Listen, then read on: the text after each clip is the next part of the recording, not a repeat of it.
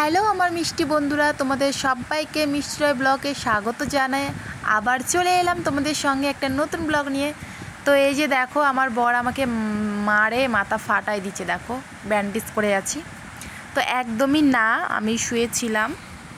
তো মাম্মামের যে হাতটা কেটে গেছে না, সেখানে ব্যান্ডেজটা লাগানোর জন্য নিয়ে আসি, তো ওটা ছাড়াই আমার মাথায় লাগিয়ে দিচ্ছে। আর এই যে দেখো, রাতে 8:30টার দিকে যাচ্ছি বাজারে বৃষ্টিতে। প্রচণ্ড পরিমাণে বৃষ্টি পড়ছে, তোমাদেরকে আর কি বলবো। কিন্তু তারপরেও চলে গেলাম ভিজতে ভিজতে টোটোতে করেই বরের জন্য গিফট কিনতে। তো প্রতি বছর তো আমি বরকে প্রতি বছর আমি শার্ট দিই, আর বাড়িতে একটু ভালো মন্দ রান্না করে খাওয়াই, বাস এইটুকুতে। এবার তো আমার মেয়ে বড় হয়েছে, মেয়ে বলছে যে আমিও বাবাকে গিফট দিব। মাম্মাম নিজের টাকা দিয়েই ঘড়ি কিনে দিয়েছে, ঘড়ি আমি নিয়ে আসছিলাম আর কি।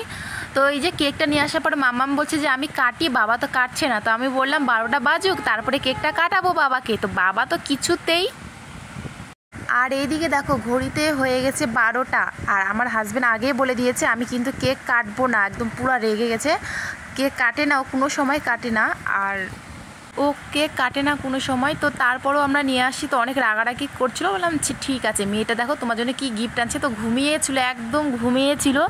আর দেখো মাম্মাম ঘড়িটা দিল পাশে, তো বললো যে বাবা পরে দেখাও না, তো পরেও দেখালো। দেখো, তো কেকটা তো আনা হয়েছে, কেক তো আরও কাটবে না। তবে বললাম যে মাম্মাম কেটে এক পিস বাবাকে খাওয়াই দাও, নাহলে কেকটা বেকার নষ্ট তো না। তারপরে দেখো কেকটা নিয়ে চলে আসলাম। তারপর তোমাদের সঙ্গে তো কোনো কিছু শেয়ারই করতে পারি না, কেননা ক্যামেরা ওর সামনে, আমার হাজব্যান্ডের সামনে করতে পারি না। তারপরের দিন সকালবেলা আমি স্নান করে পুজো দিয়ে দিয়েছি সকাল সকাল ওর নামেই।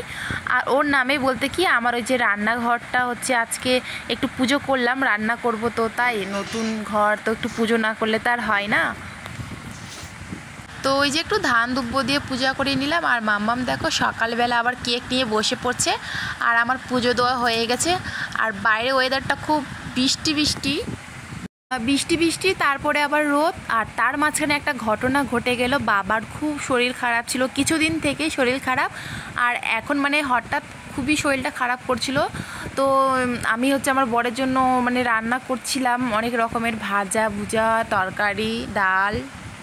তো সব কিছু নিরামিষই করছি, 5 রকমের ভাজা, শাক, ডাল, সবজি। কিন্তু তোমাদের সঙ্গে কোনো কিছুই শেয়ার করতে পারলাম না, কেন বাবার শরীরটা প্রচণ্ড খারাপ হয়ে গেছিলো।